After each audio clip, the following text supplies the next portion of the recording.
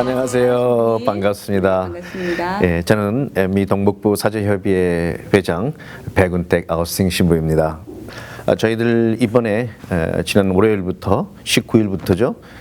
금요일 아침까지 저희들이 북미주 전체 사제협의회 총회를 하고 있습니다.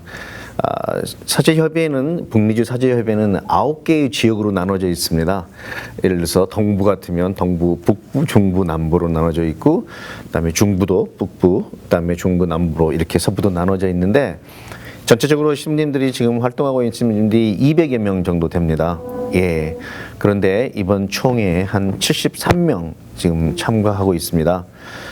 특별히 이제 동북부에서 하게 된 이유는 저희들이 지금 그러니까 한인 카톨릭이 미국에서 활동한 지 50주년이 되는 그런 중요한 해입니다.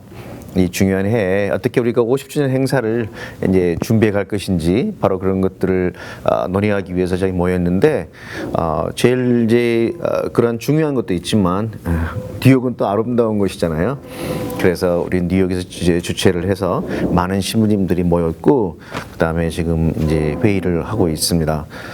중요한 것은 통합적인 사목을 우리는 원합니다. 무슨 말이냐면 사제들뿐만 아니라 부제님, 그다음에 모든 수저자, 한인을 위해서 특별히 한인 가톨릭을 위해서 일하시는 모든 사람들이 리더라고 말할 수 있겠죠. 모든 사람들이 함께 모여서 이렇게 사목을 하기를 그렇게 우리는 추진하고 있고 또 그렇게 노력하고 있습니다. 통합적인 사목을 하기 위해서 지금 저희들이 며칠째 회의를 하고 있는 것이죠. 아마 좋은 결과가 나올 것 같아요. 한국에서 위원회 위원장으로 계시는 신철 세례요한 주교님께서 저희와 지금 함께 하고 계십니다. 그래서 이제 오늘 목요일인데 저희 위원회거든요. 새로운 회장을 선출해야 되고 또 마지막 50주년 행사 계획을 마무리해야 되는 그러한 중요한 날이면서도 많이 바쁜 날입니다. 개인적으로는 굉장히 희망적이라고 봅니다. 먼저 많은 신부님들이 모여서 서로의 그 관점이라고 말할 수 있는 것이죠.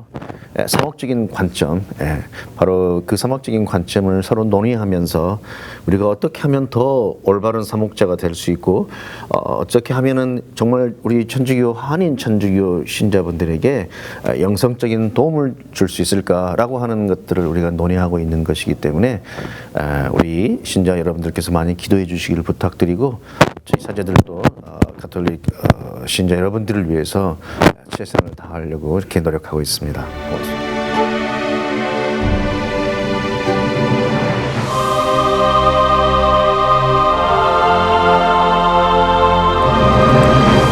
안녕하세요, 신부님. 안녕하세요. 저는 북미주 한인사목 사제협의회 회장을 맡고 있는 김기현 알렉스 신부입니다. 반갑습니다. 네, 반갑습니다, 신부님. 예. 이번 행사 저희 뉴욕에서 우리 사제 컨퍼런스 행사를 저희가 진행하고 있는데 이번 행사는 특히 2016년 북미주 한인 공동체 설립 50주년을 준비하는 아주 굉장히 중요한 행사입니다. 그리고 또 많은 신부님들이 함께 참석해 주셔서 좋은 의견과 또 우리가 50년을 뒤돌아보면서 반성하고 기억해야 될 것들 또 앞으로 50년을 내다보면서 갖고 와야 될, 만들어 나가야 될 비전 그런 것들을 중점적으로 함께 토론할 것입니다. 그래서 이번 행사는 다른 때와 달리 정말 많은 신부님들이 많은 관심을 가지고 참석해 주시고 적극적인 이러한 대화와 디스커션을 통해서 좋은 의견들이 많이 나오고 있습니다. 그래서 우리 북미주 전체 우리 한인 신자들에게 정말 우리가 50년을 정리하면서 어떤 우리의 북미주 코리안 아메리칸 카톨릭 신자로서 우리의 주체성 또 우리가 미국 교회에 기여할 수 있는 부분 그런 부분 또 우리 2세들, 3세들 우리의 미래의 꿈나무들을 위한 그런 어떤 비전과 계획 그런 것들이 좀 구체화되는 그러한 모임이 될 거라고 생각합니다. 이번 사제 컨퍼런스 행사는 우리 이사진들이 실무진들과 함께 굉장히 오랜 기간을 두고 준비를 했습니다. 그래서 회장, 부회장 이렇게 몇 분이 준비한 것이 아니라 많은 신부님들이 의원의 또 분야 탑픽을 맡으셔서 준비를 해오셨어요. 그래서 어느 때보다도 정말 많은 그 신부님들이 앞에서 프레젠테이션도 하시고 해서 팀으로 어떤 시스템을 이제 우리 북미주 한인 사목 사제협의회가 시스템을 갖춰가면서 함께 한다는 그러한 그 모습을 보여줄 수 있는 그러한 회의이기도 합니다. 그리고 또한 저희가 작년에 우리 협의회 30주년을 기념하면서 평신도 종신부제 수자 사제들이 함께 모여서 컨퍼런스를 했습니다. 그래서 거기에서 물론 만찬도 하고 또 토픽에 대한 디스커션들도 했었는데 그때 나온 좋은 의견들이 작년 11월 총회에서 잘 정리가 돼서 이번 회의 때 프레젠테이션도 되고 또 이번 행사에 참석하시는 신부님들의 그런 의견들 다시 수렴해서 더 이렇게 그 폭넓은 포괄적인 그러한 우리 50주년 비전을 만들어 나가고 있습니다.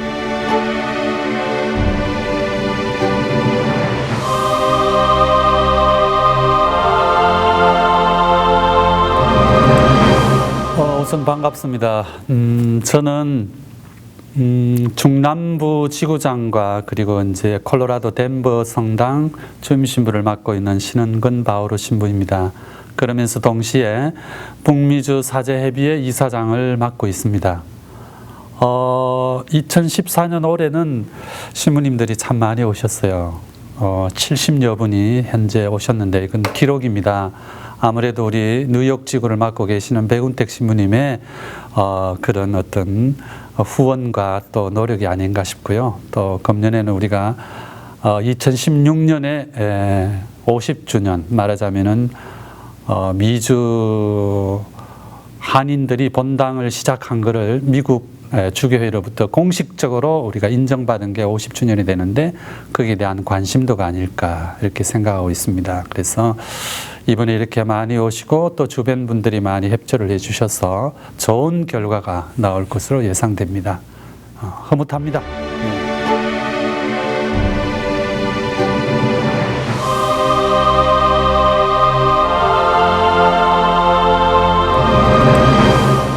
오늘은 정신철 주교님, 세례자 요한 주교님, 한국 천주교 주교회의 해외 선교 교포 사목위원회 위원장님을 맡고 계신 우리 주교님과 함께 얘기를 나눠보겠습니다. 네, 반갑습니다. 반갑습니다. 네, 오늘 비가 오는데 이렇게 큰 자리 마련해 주셔서 감사드립니다. 이렇게 함께 해주셔서 저희가 감사합니다. 네. 네, 이렇게 북미주 사제협의회에 70여 분의 사제분들이 모이셨는데요. 주교님께서 이분들에게 거는 기대와 하시고 싶은 말씀이 있으시다면 한 말씀 부탁드리겠습니다. 또 오랜만에 제가 또 북미주 사제 모임에 참석하게 되었습니다. 이번 북미주 사제 모임은 예년과 달리 많은 신부님들이 참석을 하셨어요. 제가 알기로 우리 북미주 지역에 교포 사목을 하시는 신부님, 또는 1.5세대 교포 신부님들 합해서 약 150명 정도가 있는 걸로 알고 있는데 70명의 신부님들이 참석해 주셨습니다.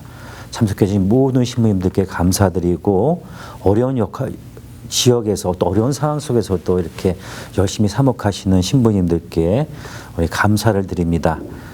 우리 북미주 사제협의회는 어떻게 보면은 우리 미국 안에서 우리 한인들을 대표하는 기구로 할 수 있습니다. 그러니까 우리 한국 교회가 아니라 미국 안에 있는 한인 신자들을 이렇게 대변하는 역할을 할 수 있는 데가 바로 북미주 사제협의회죠. 그렇기 때문에 우리 북미주 사제협의회에 참석한 모든 신자들이 하느님 안에 한 신앙도 갖고 있지만 또 한민족이라고 하는, 그러니까 코리안 아메리칸이라고 할 때 한민족이라고 하는 그런 공동 유대 안에서 우리 미국 내에 살고 있는 우리 한인 천주교 신자들을 대변할 수 있는 유일한 기구로서 성장되기를 바라고 그런 면에서 많이 일치하시고 노력해 주시기를 당부드리고 싶습니다. 2016년은 미주 한인 카톨릭 공동체 설립 50주년을 맞이합니다.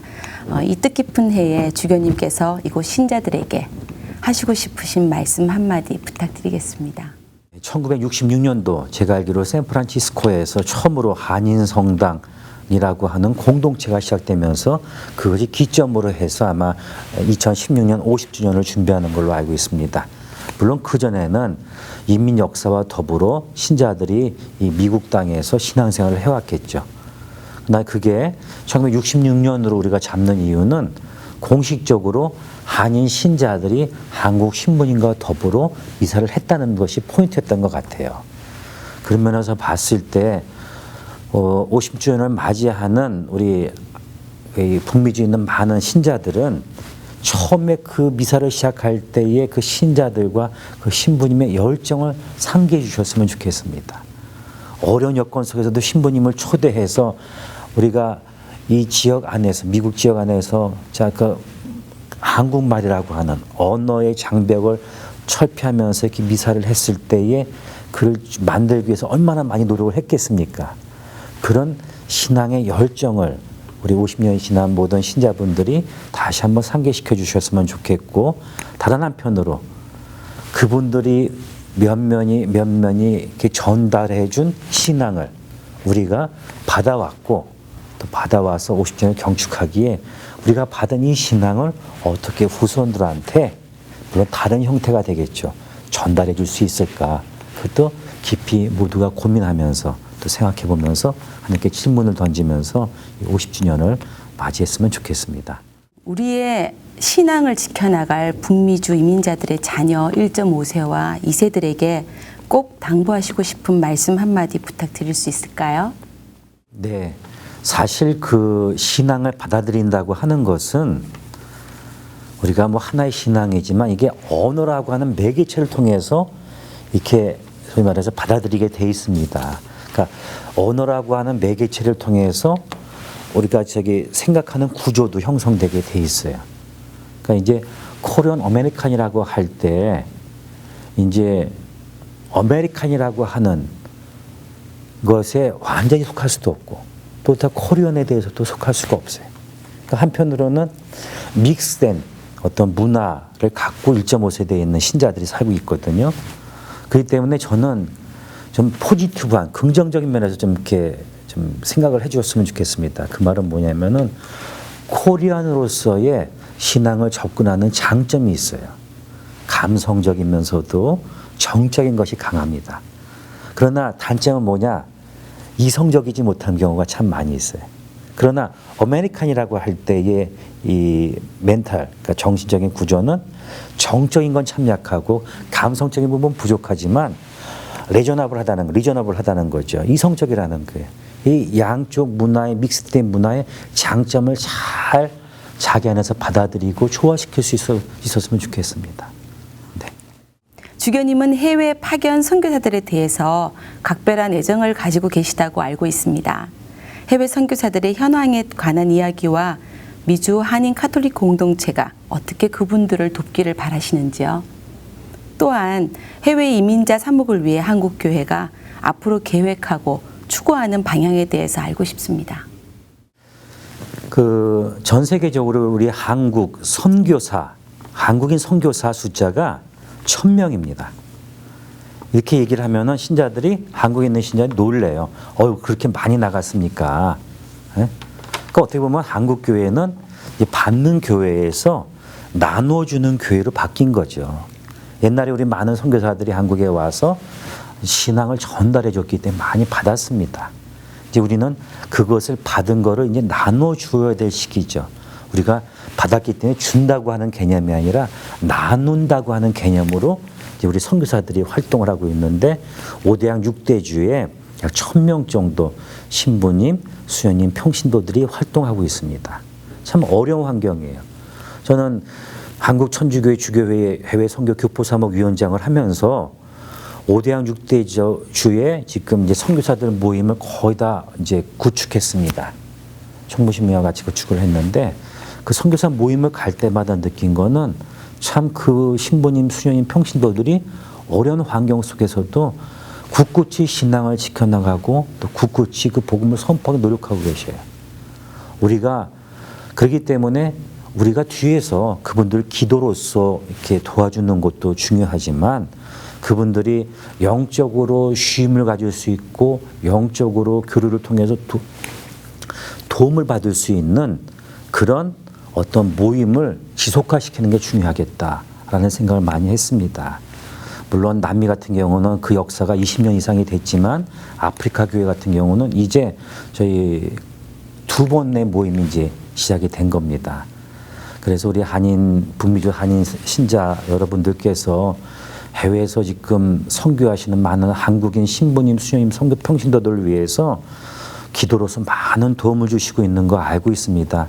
하지만 여러분들이 조그만 도네이션을 주신다고 한다면은 그 도네이션이 모아져서 남미, 그 다음에 아프리카, 그 다음에 전 대륙에 있는 선교사들이 그런 도네이션을 통해서 같이 모여서 영적으로 쉼을 가질 수 있고 영적인 나눔을 통해서 참 영혼의 치유도 받고 있는 그런 힘을 주실 수 있습니다. 그러기에 그동안 많이 도와주셨습니다. 그 면에서 참 감사드리는데 한 걸음 더 나아가서 진정으로 어려운 처지에 있는 우리 선교사 신부님, 수녀님들이 잘 영적으로 이렇게 성장할 수 있도록 더 많은 도움을 좀 부탁드립니다.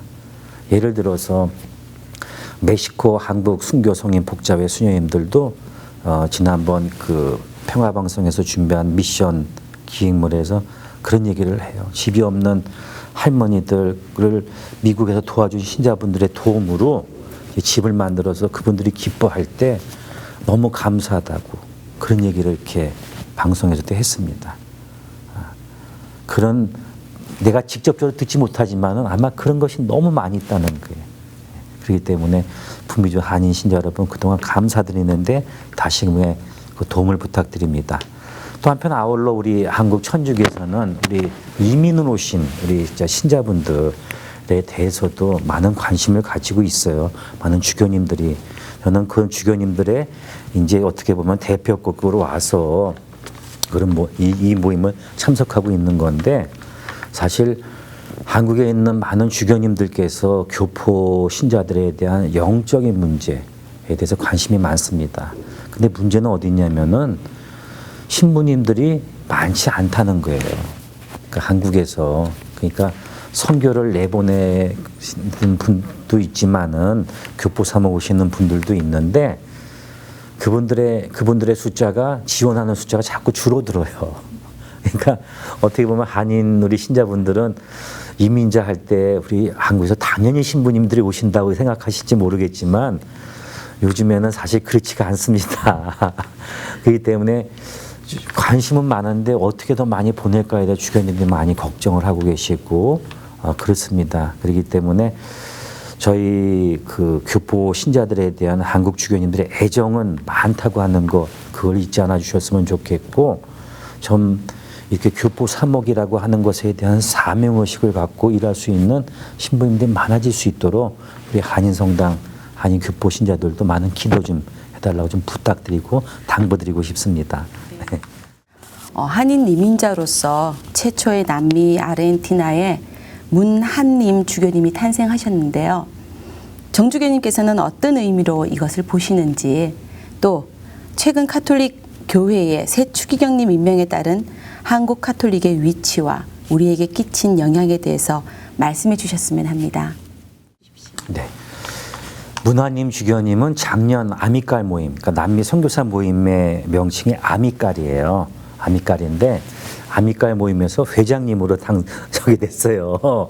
그랬는데 올 초에 또 이제 우리 주교님으로 임명을 받으셔가지고 너무 기뻤습니다. 왜냐면은 작년에도 그 우리 아미깔 모임 할 때 회장님이 되셨을 때 그때 저도 그런 질문을 많이 받았어요. 원래 선교사들의 모임이라고 하면은 선교사들이 주축이 된 모임이기 때문에 그 1.5세 교포 사목 신부님이 회장되는 건 좀 다른 의미 아니겠습니까? 근데 저는 그렇게 얘기를 하지 않았어요. 아닙니다. 우리는 교구 사제건 보건간에 다 선교사입니다. 우리가 하느님의 명을 받고 한 본당, 어느 교구 안에서의 본당을 가는 것도 선교사로 가는 거지. 거기에 영원히 하지 않지 않습니까? 그렇기 때문에 저는 그런 구분을 둔다는 자체가 잘못됐다고 생각을 해요. 예? 그래서 너무 기뻐했고, 대래 그쪽 교구에서 1.5세 교포 사목을 하시는 신부님이기 때문에 더 많이 선교사들의 어려움을 이렇게 다 이렇게 감싸 안아 주실 것이다라고 아주 말한 적이 있습니다. 그렇기 때문에 저는 우리 지금 북미주 사제 모임도 회장님이 1.5세 교포 신부님이셔요. 어떻게 보면은 누가 그런 직책을 맡든지, 또 그리고 누가 이제 뭐 주교님이 되시든지, 그게 아니라 참 한국인으로서 이렇게 전 세계 교회를 위해서 하느님의 일을 하는 분들이 많아지고 있구나라고 하는 면에서 받아주셨으면 좋겠다, 이해해 주셨으면 좋겠다라는 생각을 합니다. 또 한편으로 우리 지금 한국 천주교에서 염수정 추기경님이 지난 2월 22일 날 추기경 서임 미사를 하셨는데, 우리 한국 천주교회가 자체가 전 세계 교회 안에서 얼마나 큰 위상인지를 우리 신자들이나 신부님들도 잘 몰라요. 한국에 있으면. 참 안타깝습니다. 그러니까 아까 얘기를 들어서 1000명에 육박하는 신부님, 수녀님들, 평신도들이 해외 선교를 하고 있습니다 하니까 그렇게 많이요? 우리가 그런 역할을 하게끔 됐습니다. 전 세계 안에서. 또 한편으로 우리 한국 천주교회, 한국인들이 재정적으로 참 여유가 많아요. 예? 그렇기 때문에 거기를 도와주고 나눠줘야 시기가 됐다고 하는 그 위상에 대해서 우리 스스로가 사실 인식 못하는 경우가 많이 있습니다. 그렇기 때문에 우리 염수정 주교님이 서임을 받으면서, 또 그리고 문알림 주교님이 이제 주교님으로서 성성되셔가지고 활동하시는 여러 가지 모습을 보면서 우리 한국인이라고 하는 한국인이 전 세계 교회에서 할 일이 무척 많구나. 그리고 하느님이 우리 한국인을 통해서 뭔가 일을 하시려고 하는구나. 왜 우리가 잘 알아들어야 되지 않을까. 이 표징을 알아들어야 되지 않을까. 저는 그런 생각을 해봅니다. 네, 이번 질문은 사회적인 문제에 대해서 제가 좀 여쭙고 싶은데요. 정의구현 사제단, 거기에 대해서 주교님의 견해는 어떠신지요? 이곳에는 보수 성향이 강한 이민자들이 많습니다. 이분들은 부정적인 시각이 강한데 주교님이 보시는 관점은 어떠하시며 저에게 혹시 바라시는 게 있다면 어떤 것인지 한번 말씀해 주십시오. 정의구현 사제단에 대한 문제는 한국뿐만 아니라 전 세계 한국인이라고 하면은 우려를 표명하시는 분들도 계시고, 또 한편에서는 당연히 신부님들은 그래야 된다라고 하는 이중적인 일이 이렇게 잣대가 참 많이 있습니다. 교포 신자분들 중에서도 그 정의구현 사제단에 대해서 참 우려를 표명하신 분들이 참 많이 있어요. 제가 그거 알고 있고, 한국 사회에서도 마찬가지입니다. 저는 그렇게 생각해요. 그럴 때마다 에베소서 4장에 대한 말씀을 늘 얘기를 하고 있는데, 그 말은 뭐냐, 우리 하나의 신앙에 다양한 직책으로 불림을 받았습니다라고 하는 얘기가 나와요. 신앙은 하나입니다. 어느 분은 예언자로 불렀고, 어느 교사로 불렀고, 어느 사람은 이렇게 불렸습니다. 각자의 직무가 다르지만 신앙 안에서 하나라고 하는 것을 사도 바오로께서 에베소인들한테 말씀하셨거든요. 참 제2차 바티칸 공의회는 교회를 하느님의 백성 그리스도의 몸으로 정의를 하고 있습니다. 그리스도의 몸은 눈으로서 보는 역할도 하지만 입으로 말로 하는 역할도 있는 거고, 귀로 듣는 역할도 있고, 다리로서 행동하는 역할도 있고, 팔로서 휘어 젓는 역할, 다양한 역할이 있다고 하는 것이죠. 저는 한쪽에서 언론에 많이 부각이 됐기 때문에 정의구현 사제단에 대해서 우려를 표명하시는 신자분들이 있다고 하는 것에 대한 그 마음, 교회를 사랑하는 마음 충분히 이해합니다. 하지만 따로 한편으로는 그것도 교회의 그리스도 몸의 지체로서 한 부분이라고 하는 것도 인정해주면 어떻겠는가라는 생각을 해봐요. 왜냐, 나름대로 보수라고 하시는 분들도 하나의 또 지체예요. 하나의 보수가 있다면 진보도 있는 것이고, 근데 하느님 안에서는 보수고 진보고는 없습니다. 하느님 안에서는 다 하느님의 모상으로서의 다 우린 백성일 뿐이에요.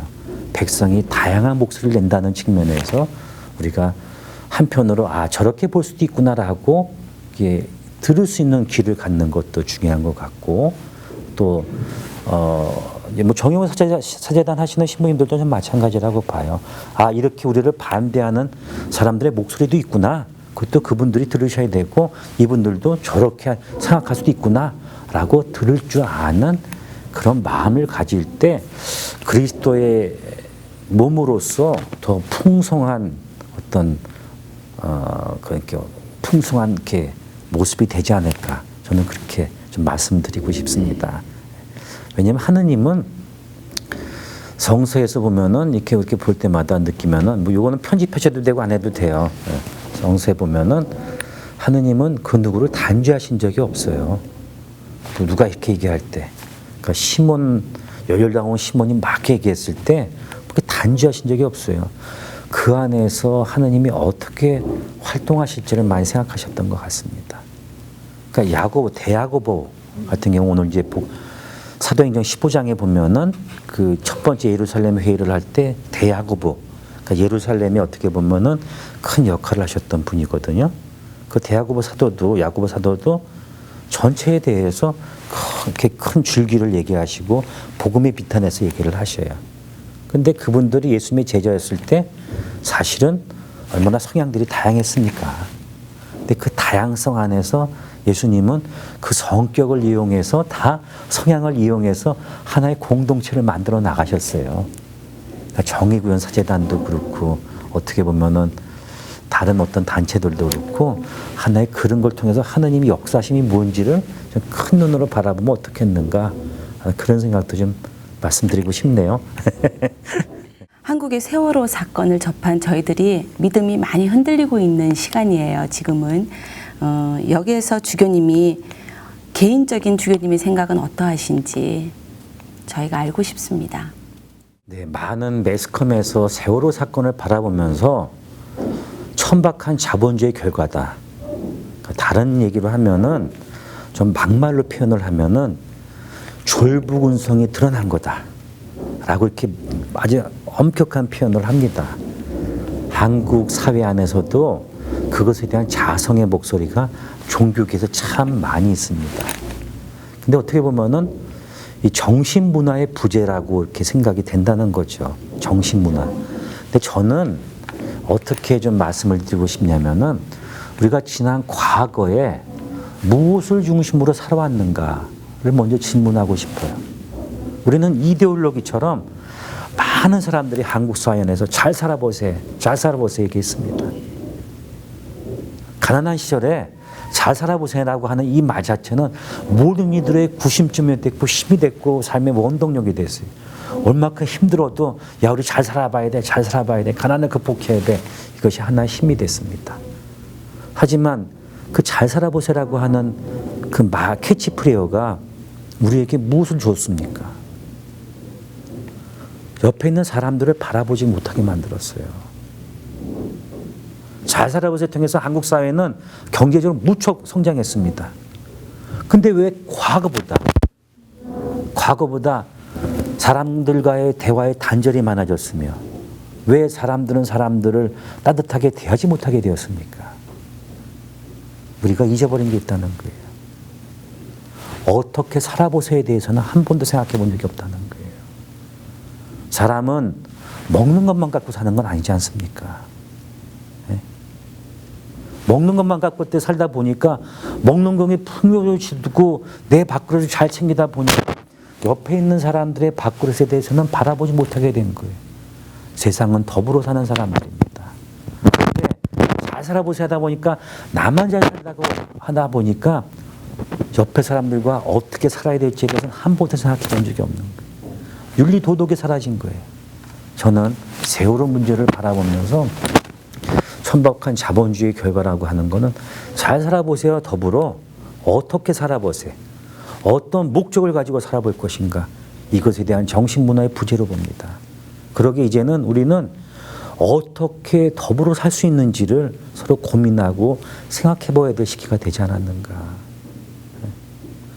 우리가 세월호의 참사를 감성적인 측면에서만 접근하다 보면은 이 일은 또 반복이 됩니다. 근본의 문제는 우리가 한국 사람들 모두가 갖고 있는 정신적인 방향에 대한 문제고, 그 방향의 문제는 더불어 같이 살아야 된다는 거예요. 미국 사회를 예를 들어보겠습니다. 저는 그 얘기를 들었어요. 이건 편집돼도 되는 얘기인데, 조승희의 총격 사건이 났을 때 한국인이라는 발표가 안 났답니다. 미국 뉴스에서는. 아메리칸이 그랬다고 얘기를 했죠. 아메리칸. 왜냐? 이 사회에는 문화에 믹스된 문화를 현상으로 그대로 있고, 이거를 어떻게 잘 조화하고 융합하고 정신적인 바탕이 다 깔려 있기 때문에 사실 미국 사회가 공존하잖아요. 그게 되게 다양성과 풍요로움이 있잖아요. 그런데 우리 한국 같은 경우는 그런 정신의 기본이 되는 것이 없다는 거예요. 그러니까 이걸 만들어야 될 시기인데, 더불어 산다고 하는 거, 함께 산다는 개념을 어떻게 산다고 할 때 그거를 깊이 생각해보면 더 우리가 소위 말해서 그런 문제를 막지 않을까라는, 대응하지 않을까라는 생각도 해봅니다. 네. 참 안타까운 것이 너무 많아요. 뭐 얘기로 표현하면 여러 인문학자들이나 여러분들이 좋은 얘기를 많이 하셨기 때문에 저는 뭐 거기에 대해 덧붙이고 없지만 한번 생각해 보자는 거예요. 우리가 더불어 살기 노력해 왔는가? 함께 살기 위해서 노력해 왔는가? 그런 어떻게 사는 방법에 대해서는 한 번도 생각 안 했고, 잘 살아보세만 생각했다는 거예요. 그러니까 천박한 자본주의가 나온 거죠. 미국 자기가 자본주의면서도 천박하지 않는 이유가 뭐예요? 함께 한다는 걸 생각하지 않습니까? 우리 생각을 바꿔야 된다는 거예요. 그렇게 생각합니다. 이번에는 주교님께 여쭙겠습니다. 긴 시간 사제로서 살아오신 주교님의 신앙적 배경과 마음가짐을 저희가 감히 알고 싶은데요. 글쎄요, 개인적인 신앙에 대해서 여쭤본다고 하면 저도 뭐 할 말은 없죠. 뭐 여러 가지 뭐 다 개인적으로 하느님께 대한 불림을 받아서 우리가 하느님의 자녀로 사는 거예요. 누구는 평신도로 불림을 받았고, 누구는 수도자, 누구는 사제. 저는 이제 또 거기에 주교직이라고 하는 교회 책임을 받은 사람이죠. 그러니까 그 은총과 그 직무를 내가 어떻게 사느냐가 중요한 것 같아요. 근데 저를 떠나서 한국 사회 전체, 한국 천주교 자체는 분명하게 그 근본에 모든 이들이 갖고 있는 것이 순교자의 신앙입니다. 때로 뚫려 안에서 교부는 말씀하셨어요. 순교자의 피는 신앙의 씨앗이라고 얘기를 했습니다. 전 세계 유례 없는 천주교 교회 신앙의 역사가 한국 천주교입니다. 왜냐? 우리는 우리 스스로가 신앙을 받아들였어요. 그런 열정을, 신앙에 대한 열정에 대한 피가 내려오기 때문에 한국 신자들, 이렇게 미국에 있는 교포 신자들 마찬가지로 그것이 한 뿌리로 형성이 되어 있습니다. 저도 마찬가지예요. 순교자적인 신앙의 뿌리가 있기 때문에 우리가 하느님께 받은 이 직책, 직무를 저는 어떻게 잘 수행할까를 고민하는 것이고, 신부님들도 신부님 나름대로, 또 평신도 나름대로, 수도자 나름대로 고민하면서 사는 것이 아닌가, 그런 생각을 해보고, 저도 그냥 직책에 열심히 살기 위해서 부족하지만 노력할 뿐이고, 그러기에 매일 아침에 기도를 하면서 전 늘 그런 기도를 바쳐요. 오늘 하루 저는 당신의 도구이기에 당신의 일을 잘 수행할 수 있도록 제가 아니라 당신이 저 안에서 활동하소서라고 하는 기도를 많이 바치는데, 그를 통해서 하느님이 영광이 드러내면은 저는 더 이상의 기쁨은 없습니다. 네. 현세를 살아가는 신앙인으로서 이번에 8월에 교황님 방안 있죠? 그 교황님 방안에서 파생되는 저희가 시너지 효과를 기대한다면 어떤 것이 있을까요? 교황님, 전 세계 매스컴들이 우리 프란시스코 교황님에 대해서 엄청난 관심을 갖고 계시죠. 교황님 이렇게 말씀 한마디 한마디, 교황님이 하시는 행동 하나하나가 완전히 전 세계 매스컴의 주목을 받고 있습니다. 근데 교황님이 왜 이렇게 매스컴을 주목을 받게 됐는가? 어떻게 보면 그분은 그냥 신앙 안에서 열심히 살려고 하는 당신의 표현이셨어요. 부에노스 아이레스 교구장을 하실 때 그분은 빈민가들, 빈민가 속에 들어가서 그 위험한 데예요. 거기는 총을 맞아 죽을지도 모르는데 이 양반은 몰래 들어가서 그 안에 그냥 가만히 있었답니다. 돈이 없어서 엄마가 애 젖을 못 먹일 때 울부짖음에 그냥 그 함께 마음을 아파하셨대요. 그러면서 그냥 그런 어떻게 보면 예수님이 가셨던 그 사랑의 마음을 그렇게 느끼기 위해서 노력하셨던 분이에요. 그러니까 복음 말씀, 하느님의 말씀을 그대로 살기 위해서 노력하신 분이 그분이 교황님이 되셨기에 그냥 그 삶이 나오는 거예요. 저는 그렇게 보거든요. 뭐 교황님이기 때문에 그 양반이 특별하게 한 쇼가 아니에요. 그분의 모든 말씀이 다 진실입니다. 심지어 우리도 매스컴에 보도가 안 되지만 들리는 얘기에 의하면은 지금도 바티칸에서 특별한 이 저녁에 일정이 없으면은 끌어주셔서 양복을 입고 또 양복 안 입을 때도 있으신지 모르겠어요. 그냥 나오셔가지고 노숙자들 만나고 그러신다는 거예요. 그러니까 생일 맞으셨을 때 노숙인들이 와서 식사한 것도 그때 만났던 사람이 만났을 때 교황님이 초청했다고 얘기를 하지 않습니까? 같이 밥 먹자 했더니 밥 한 끼 준다 고맙다. 어디로 오느냐? 나중에 왔더니 교황청이라 했더니 그걸 놀랬다는 거잖아요. 그런 일화가 있어요. 마찬가지로 신앙인으로 산다는 거는 그렇게 빛을 내는 겁니다. 신앙 산다는 게 빛을 내는 거예요. 그러니까 우리가 말씀대로 살지 못하기 때문에 우리는 그 빛을 못 내는 것 같습니다. 그러니까 어떻게 보면 나의 모든 걸 다 버리고 진정으로 예수님을 내 안에 채울 수 있는 그런 신자가 되어야 되지 않을까. 요한복음에 보면 나는 길이요 진리요 생명이다 그랬어요. 이제는 그 길이요 진리요 생명을 믿는 우리 신자들이 우리 삶을 통해서 많은 사람들이 아 저렇게 살아야지 인생의 방향타구나. 야 저렇게 살아야지 진리가 뭔지를 아는 사람들이구나. 그리고 야 저렇게 살아야 영원한 생명이 뭔지를 보여줄 수 있는 우리 신자가 되어야 되지 않을까. 저는 그렇게 생각합니다. 네, 주교님 오늘 말씀 너무 감사드리고요. 이렇게 저희 이 교포사목 하시는 이 많은 신부님들한테 이 좋은 뜻이 전달되고 또 저희 신앙인들, 이 이민자들, 신앙인들이 주교님 말씀 잘 기억하여 살아갈 수 있도록 저희 애쓰겠습니다. 감사합니다. 네, 감사합니다. 그리고 우리 가톨릭 방송이라고 그랬죠? 네, 가톨릭 방송의 역사가 오래됐는데 이렇게 지금 맛있게 태동하기 위해서 노력하시는 것 같아요. 하여튼 가톨릭 방송하시는 모든 우리 저기 조민현 신부님과 또 뭐 관계자 모든 분들에게 하느님의 은총과 축복이 함께하기를 저도 기도 안에서 함께하겠습니다.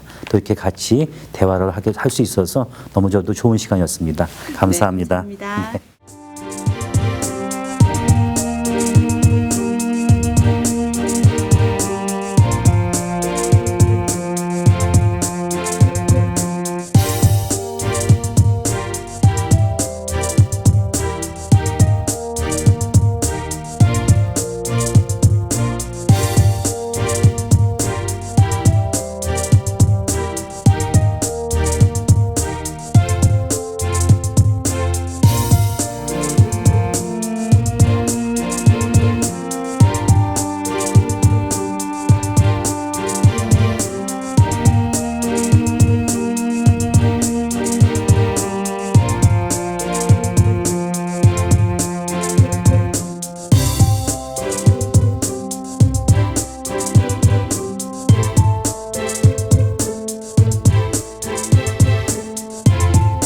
예년에 비해서 좀 독특한 부분은 보통 한 40명, 50명 참석하시던 사제들께서 이번에는 특별히 73분 참석을 하셨습니다. 그리고 특히 동북부에서 32분이나 참석하시는 놀라운 일이 있었습니다. 그래서 20년을 이 일을 해왔지만 이번같이 이렇게 감격스럽고 의미가 큰 적이 없었던 것 같습니다. 특히 이번에는 2016년 저희 북미주 한인 공동체 설립 50주년을 맞이해서 신부님들께서 모이셔서 구체적으로 방안들을 토의하는 또 더 의미 있는 시간에 많은 신부님들이 참석하신 것이 앞으로도 이 전체 공동체에 제시하는 그 메시지가 상당히 긍정적이지 않나 싶습니다. 많은 분들이 함께 참석해 주시고 또 기도 함께 해 주시기를